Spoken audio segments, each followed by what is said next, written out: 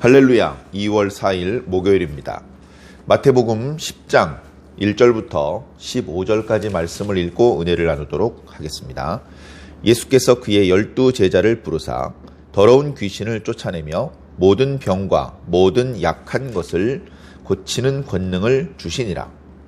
12 사도의 이름은 이러하니 베드로라 하는 시몬을 비롯하여 그의 형제 안드레와 세베대의 아들 야고보와 그의 형제 요한, 빌립과 바돌로메, 도마와 세리마테, 알페오의 아들 야고보와 다데오, 가나나인 시몬 및 가롯 유다, 곧 예수를 판 자라. 예수께서 이 12를 내보내시며 명하여 이르시되 이방인의 길로도 가지 말고 사마리아인의 고을에도 들어가지 말고 오히려 이스라엘 집에 잃어버린 양에게로 가라. 가면서 전파하여 말하되 천국이 가까이 왔다 하고 병든 자를 고치며 죽은 자를 살리며 나병 환자를 깨끗하게 하며 귀신을 쫓아내되 너희가 거저 받았으니 거저 주라. 너희 전대에 금이나 은이나 동을 가지지 말고 여행을 위하여 배낭이나 두벌 옷이나 신이나 지팡이를 가지지 말라. 이는 일꾼이 자기의 먹을 것 받는 것이 마땅함이라. 어떤 성이나 마을에 가든지 그 중에 합당한 자를 찾아내어 너희가 떠나기까지 거기서 머물라. 또 그 집에 들어가면서 평안하기를 빌라. 그 집이 이에 합당하면 너희 빈 평안이 거기 임할 것이요. 만일 합당하지 아니하면 그 평안이 너희에게 돌아올 것이니라. 누구든지 너희를 영접하지도 아니하고 너희 말을 듣지도 아니하거든 그 집이나 성에서 나가 너희 발에 먼지를 떨어버리라. 내가 진실로 너희에게 이르노니 심판날에 소돔과 고모라 땅이 그 성보다 견디기 쉬우리라. 아멘.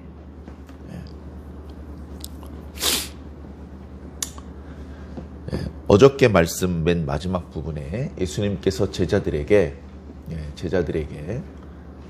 추수할 것은 많되 일꾼이 부족하니 추수하는 주인에게 부탁하여 일꾼들을 더 보내주소서 하라. 이제 그렇게 말씀하셨죠. 예수님께서 이 땅에 오셔서 그 누구도 대신할 수 없는, 도와줄 수 없는 예수님만의 고유의 사명이 있습니다. 그것은 바로 죽으시는 사명이죠.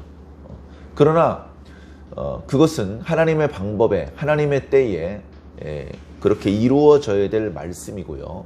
그리고 그 십자가로 나아가기까지 그 도중에 이제 예수님께서는 천국의 복음을 전파하시고 또 천국의 권능이 임하였다는 증거로서 병자들을 고쳐주시며 귀신들을 쫓아내주시는 사명들을 펼쳐 나가셔야 했습니다. 그리고 그 사명은 예수님께서 혼자 하지 않으시고 제자들에게 그 권한을 위임해 주셔서 함께 사역을 하셨습니다. 이렇게 함께 사역을 하신 이유는 여러 가지로 말씀드릴 수 있는데, 먼저는 예수님께서 십자가에 달려 돌아가시기까지 시간이 그렇게 많지 않기 때문에 조금이라도 더 많은 동네를 방문하시고 더 많은 가정을 방문하시고 더 많은 사람들에게 복음을 전파하시며 천국이 왔다는 것을 이렇게 병자들을 고치는 모습으로 보여주기 위해서, 그래서 그들로 하여금 깨어나게 하기 위해서 이렇게 말씀을 전하셔야 되는데, 다녀야 될 동네는 많고 만나야 될 사람들이 많기 때문에 제자들과 함께 협동 작업을 하기 위해서 그래서 제자들을 부르시고 그들에게 권한을 나누어 주셔서 함께 예수님과 같은 일을 하게 그렇게 하셨던 것이고요. 그러나 제자들은 큰 도움은 안 되었습니다. 사실은 그 의미보다는 예수님 가까이에 제자들을 부름으로 해서 예수님이 어떻게 기도하는지, 어떻게 말씀을 전하셨는지, 어떻게 능력들을 보여주셨는지 가까이서 보게 하심으로 해서 예수님께서 이제 부활 승천하심으로 세상을 떠나시고 그 제자들 곁을 떠나신 그 이후에라도 제자들이 성령을 받고 생전에 예수님께 들었던 말씀을 기억하면서 예수님께서 하셨던 일을 그 12 제자들이 이 땅에 남아서 계속해서 그 사역들이 펼쳐져 나가고 전개되어 나가기를 바라시는 마음으로, 다시 말해 제자들을 훈련시키기 위해서, 준비시키기 위해서 이렇게 제자들을 부르시고 그들에게 권한을 나누어 주시며 사명을 부여해 주신 것 같습니다. 자, 오늘 말씀에 보니까 제자들이 12이다 라고 말하고 있습니다.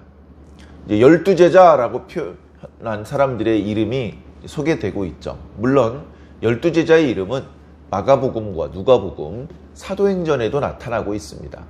자, 그런데 이제 사실은 12로 국한되지 않고 더 많은 제자들이 있죠.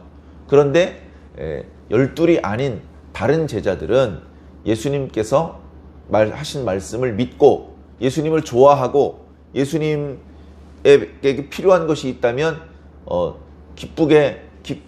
기꺼이 제공하고 예수님께서 그 하시는 일에 대해서 좋게 말하고 이제 그런 정도고요. 그러나 여기 12명은 이제 모든 어떤 일상을 내려놓고 자기 가족을 돌보는 일, 자기 가족들을 부양하고 뭐 이런 것들을 완전히 내려놓고 24시간 예수님과 동행하면서 함께 먹고 함께 자고 함께 굶고 함께 도망다니고 그 모든 것들을 함께 하는 것이죠. 예수님께서 주셨던 말씀들 중에 사람들 앞에서 전파하신, 또 회당에서 가르쳐 주신 내용도 있지만 사실은 소수의 제자들하고 따로 모였을 때 주셨던 말씀들이 또 많이 있습니다. 따로 다른 사람들이 듣지 않는 곳에서 조용히 밤늦게 또는 숙소에서 들판에서 제자들하고만 있을 때 주셨던 말씀들이 또 많이 있습니다.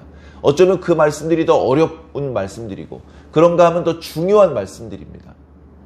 그런 말씀들이 이제 제자들하고만 있는 가운데서 전파되었기 때문에 생업을 뒤로 하고 예수님과 동행한다는 것은 고달픈 일이기도 하지만 엄청난 축복이었습니다. 그리고 제자들은 그렇게 따로 자신들과 주님과 이렇게 따로 있을 때 들었던 그 말씀들을 잘 기억하고서 또 복음서의 말씀을 기록하여 오늘 우리들에게까지 전달해 주고 있습니다.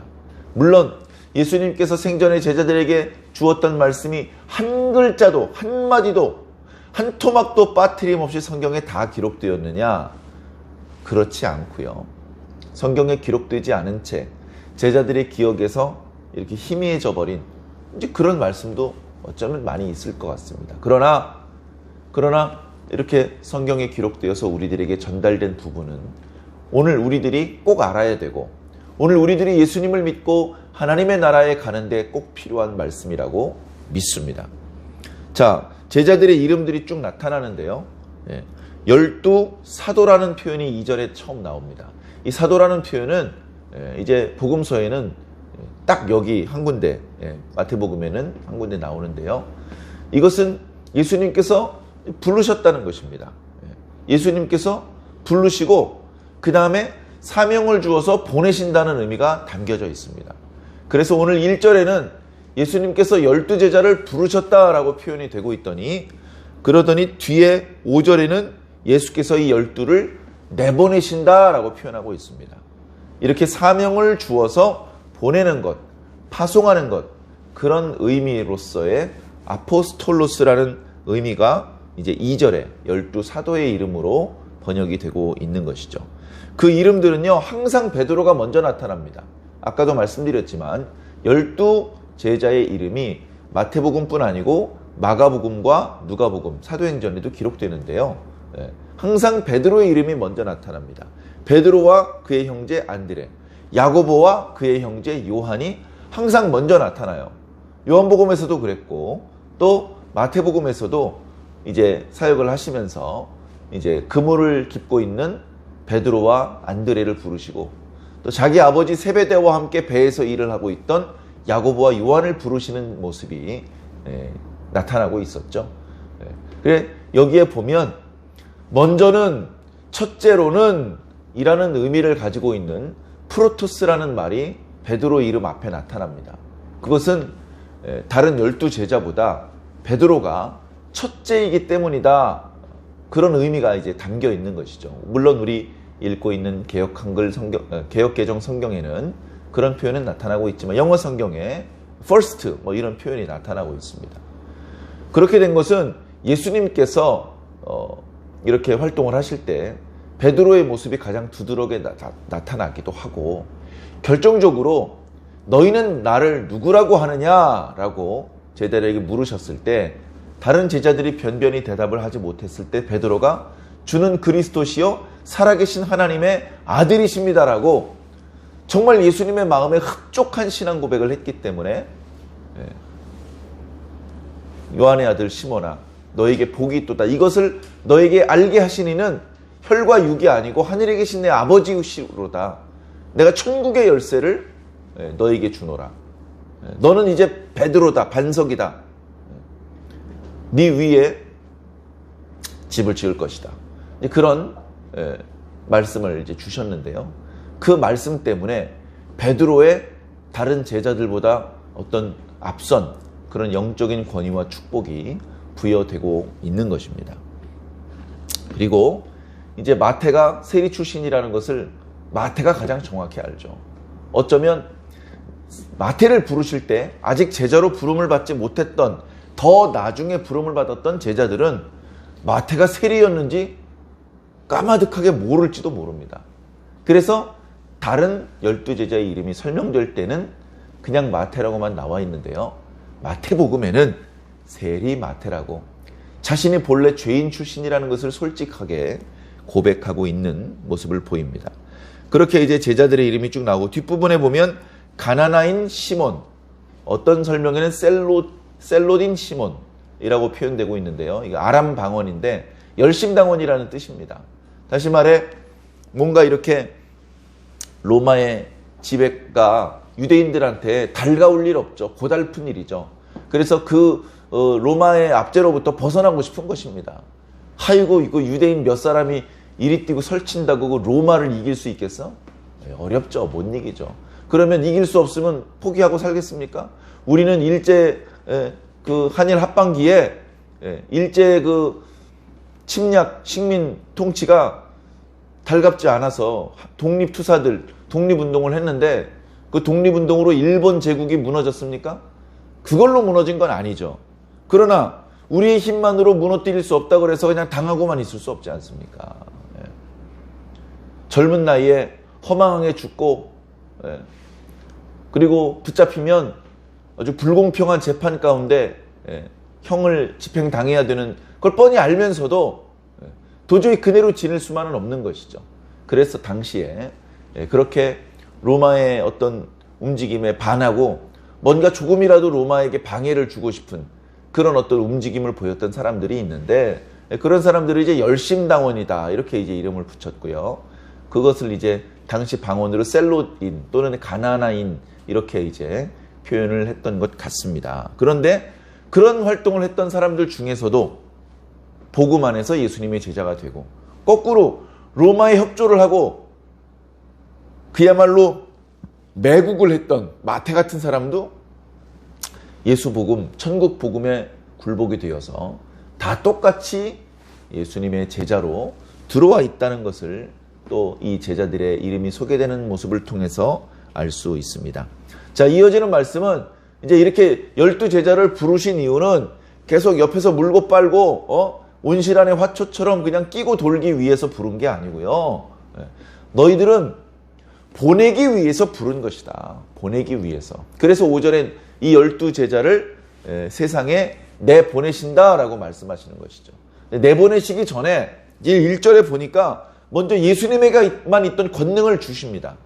그것은 바로 병을 고쳐주시고 귀신을 쫓아내시고 모든 병든 것과 약한 것을 고쳐주실 수 있는 능력이죠. 그건 예수님에게만 있는 능력입니다. 그러나 어떻게 보면 예수님에게만 있는 능력이라기보다 예수님께서는 이 땅에 있는 동안에 하나님의 아들 성자로서의 권능을 거의 쓰지 않으셨어요. 예수님은 우리와 똑같은 인간일 뿐이셨습니다. 아, 목사님 무슨 말씀이세요? 예수님께서 전하신 말씀의 권세가 있고 또 예수님께서 행하신 기적이 보통 기적이 아닌데요. 그 기적은 우리 보통 인간들도 믿음을 가지고 하나님께 기도하기만 하면 할 수 있는 기적이었습니다.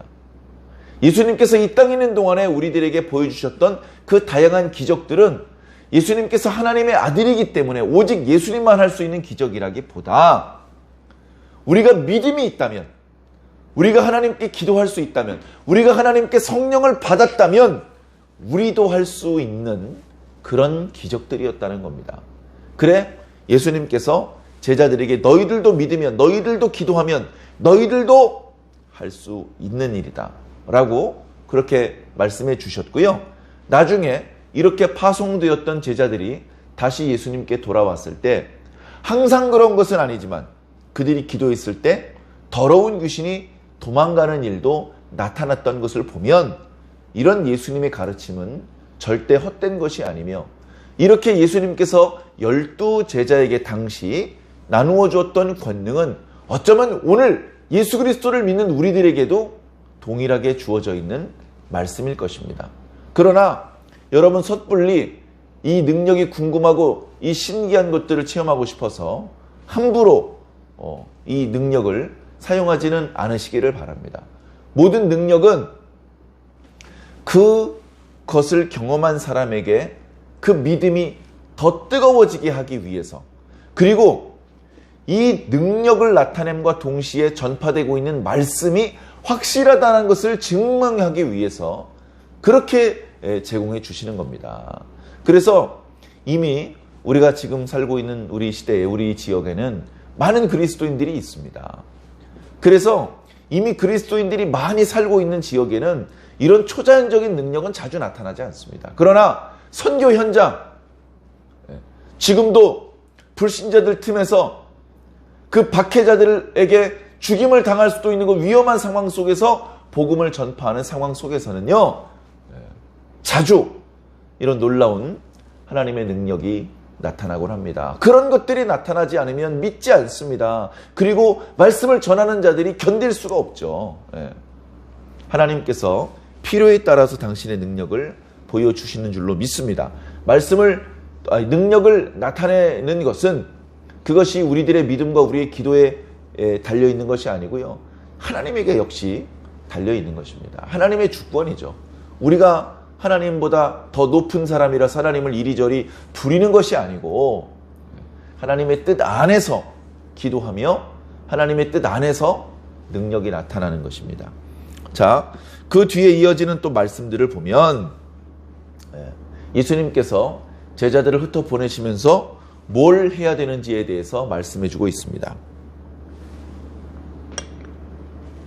예수님처럼 산상수훈의 말씀처럼 다채로운 그런 내용으로 제자들이 설교를 해줄 수는 없죠. 예수님께서 말씀하셨던 부분 중에 부분 기억나는 것을 사람들한테 가르쳐 줄 수는 있을 것입니다. 그것만 해도 사람들에게 큰 도전을 주고 큰 깨우침을 줄 수 있을지 모릅니다. 그러나 근본적으로 제자들이 가장 중요하게 생각하는 핵심적인 전파의 내용은 하나님의 나라가 가까웠다는 것입니다. 천국이 가까웠다. 천국이 가까웠다는 걸 어떻게 합니까? 제자들이 천국이 가까웠다고 하는데 실감이 안 나거든요. 그래서 그 증거로 병든 자를 고쳐주어라. 병든 자를 고쳐주면 7절과 8절에 가면서 전파하여 말하되 천국이 가까이 왔다 하고 병든 자를 고치며 죽은 자를 살리며 나병 환자를 깨끗하게 하며 귀신을 쫓아내라. 그러면 이것이 바로 천국이 임한 것인 것을 알게 될 것이다. 그러나 사실 둔하면요, 병자가 고쳐져도요, 그냥 병자가 고쳐졌으니까 신나는 것뿐이고 신기한 것뿐이지 그것을 천국이 가까이 온 것과 연결지어서 깨닫는 사람은 많지 않습니다. 제자들이 그것을 알려주어도 믿지 않습니다. 잘 어려운 내용이죠. 천국이 가까웠다는 것은 하나님의 통치가 임하고 있다는 것입니다. 하나님께서 살아계시고 하나님의 능력이 작동되고 있다는 것이죠. 그 증거로 병자가 낫고 귀신이 도망가는 것입니다. 병이 들어있고 귀신이 씌어있는 것은 하나님의 통치가 미치지 않는 잘못된 상황이라는 것이죠. 자, 이제 그 모든 잘못된 것들을 회복시켜 주겠다는 겁니다. 이것은 놀라운 것입니다. 과거에 하나님께서 에덴 동산을 창설하시고 사람을 지으셔서 그 에덴 동산에 두셨습니다. 그래서 그 사람에게 하나님에게만 있는 만물을 통치할 수 있는 권세를 주셨습니다. 그래서 다스리고 정복하라. 그렇게 말씀하셨어요.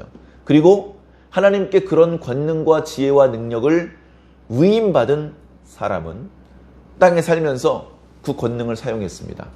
아담과 그 하와가 나타났을 때 만물 중에 아담과 하와를 대적할 수 있는 만물이 없습니다. 모두 다 순종해야만 했고 아담은 지혜롭게 그 모든 만물들을 잘 다스리고 있었습니다. 그런 모습을 하나님께서 보시며 흐뭇해 하셨죠. 그러나 죄가 임하면서 아담은 그 자리에서 쫓겨날 수밖에 없었습니다. 나중에 하나님께서는 아브라함의 자손들 중에서 이스라엘 민족을 선택하셨습니다. 그들을 제사장 나라로 삼으셨습니다. 그들로 하여금 그 주변에 아직 하나님을 모르는 민족들에게 어떤 선생님과 같은 선지자와 같은 그런 권세를 주셨습니다. 그래서 이스라엘을 중심으로 모든 세계가 지배를 받으며 하나님의 통치를 받으며 하나님께 경배를 드리게 될 수 있도록 제사장의 나라로 삼아 주신 것입니다. 그러나 이스라엘이 죄 가운데 다른 사람을 의롭게 하기는커녕 스스로 부정하게 되므로 결국은 그 사명도 온전히 감당하지 못하게 되었던 것입니다. 이제 시간이 많이 흘러서 다윗의 자손 중에 예수 그리스도를 하나님께서 보내셔서 예수 그리스도를 통해서 지금 새롭게 과거에는 12지파를 세우셨는데 지금 12제자를 세우셨습니다. 12제자를 통해서 이제 아직 하나님을 모르고 하나님의 뜻을 모르는 자들에게 하나님의 뜻을 알려주며 그들도 하나님을 섬기게 만들고 그들도 하나님의 통치를 경험하게 만드는 또다시 새롭게 영적인 이스라엘을 회복하는 작업을 전개시키는 것이죠. 자, 이 작업은 어떻게 보면 예수님께서 십자가에 달려 돌아가시고 제자들이 다 도망가고 예수님 부활 승천하신 이후에 성령 받아서 열심히 사역을 했지만 결국 이 복음은 유대인들이 아닌 이방인들에게 더 많이 전파되어서 오늘 우리들에게까지 이르렀는데요. 어떻게 보면 마태복음 10장에서 예수님께서 꿈꾸던 일은 잘 안 된 것 같습니다. 좋게 말해서 시간이 많이 흘러서 복음이 서진을 해가지고 뱅뱅뱅 돌아서 다시 우리나라로부터 다시 이스라엘을 향해서 복음이 가고 있는 그 과정에 있는지도 모르지만 그러나 영적인 의미는 지금도 중단 없이 진행되고 있다는 것입니다. 하나님의 나라는 계속해서 우리들에게 가까이 오고 있고 하나님의 통치는 계속해서 더 많은 사람들의 마음속에서 역사되고 있으며 결국 마지막 순간에 하나님의 권능으로 이 세상 나라를 깨트리시고 우리가 다니엘 말씀 묵상할 때 반복해서 들었던 것처럼 영원히 지속될 것만 같았던 이 세상 나라는 더 이상 그 뒤를 계승할 수 있는 나라가 나타나지 않게 완전히 깨져버리고 전혀 새로운 하나님의 나라가 도래할 것이며 그 나라를 성도들이 받게 될 것을 말씀해 주셨죠. 그 놀라우신 하나님의 큰 그림이 지금 예수님을 통해서 조금 더 구체적으로 나타나고 있는 것입니다. 제자들은 이렇게 천국 복음을 전파하고 병자들을 고치는 과정에서 돈을 가지고 다니면 안 되었습니다. 또 큰 가방을 가지고 다니거나 여벌옷을 가지고 다니거나 신발, 지팡이들을 가지고 다니지 말라고 했습니다. 다니다 보면 신발을 갈아 신어야 되고 다니다 보면 힘들어서 지팡이를 짚고 다녀야 될지도 모르는데요. 다니다가 배고프면 뭐라도 사 먹으려면 지갑은 가지고 다녀야 되잖아요.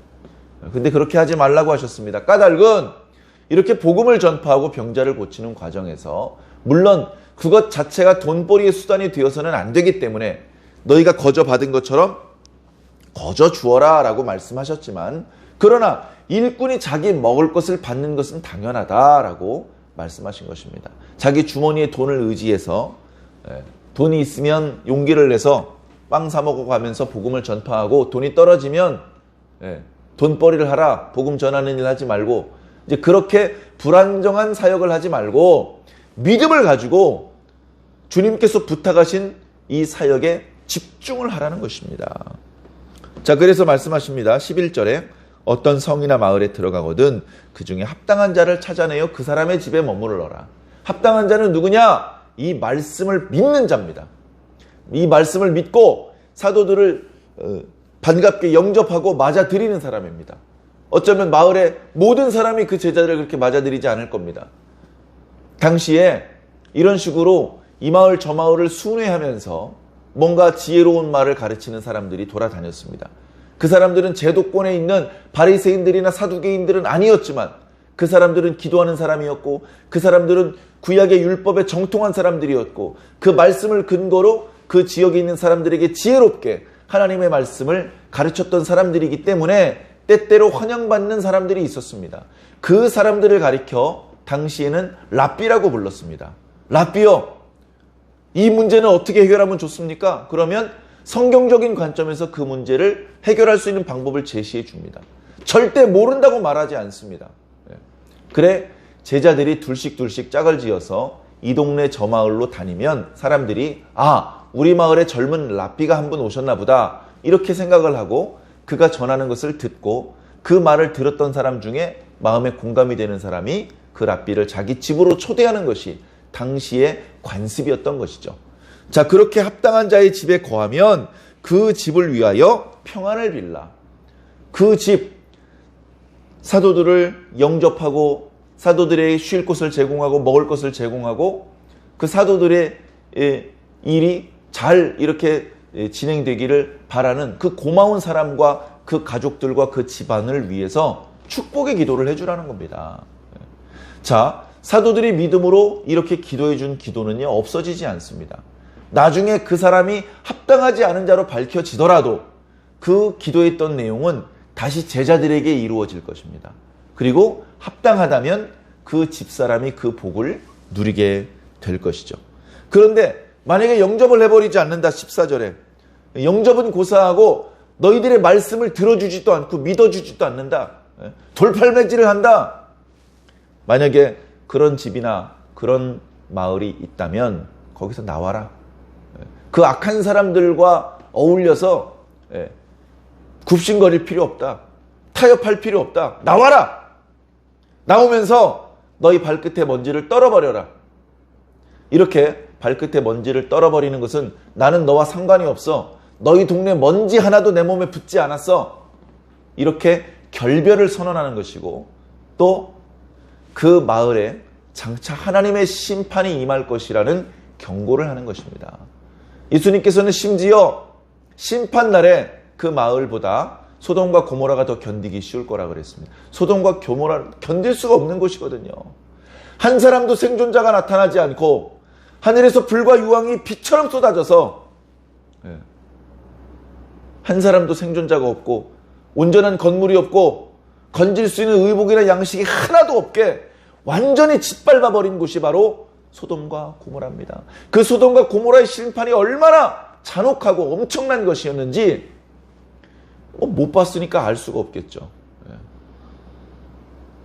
그런데 심판날에는 소돔과 고모라에 쏟아졌던 하나님의 재앙과 분노보다 더 큰 것이 너희 사도들을 영접하지 않은 집과 마을에 쏟아질 것을 경고해 주시는 것입니다.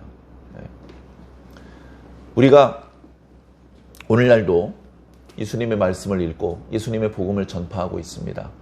이곳에 교회도 세워졌고 계속해서 복음을 전파하고 있습니다. 또 교회에 모여서 말씀을 가르치고 있습니다. 어쩌면 예수님께서 하셨던 일, 예수님께서 제자들에게 부탁하셨던 일, 그것이 어떻게 보면 매우 부족한 모습이지만 오늘 저와 우리 교회를 통해서 계속해서 이어지고 있습니다. 이것은 하나님 나라가 도래할 때까지 계속될 것입니다. 우리가 이 땅에 사는 동안에 주님께서 우리에게 부탁하셨던 것을 잊어버리지 말고 우리의 주제와 명분, 우리에게 주어진 사명, 이것을 소홀히 여기지 말고 하나님께서 보실 때에 합당한 모습으로 이 사명들을 잘 펼쳐나가시기를 주님 이름으로 간절히 축원합니다. 아멘.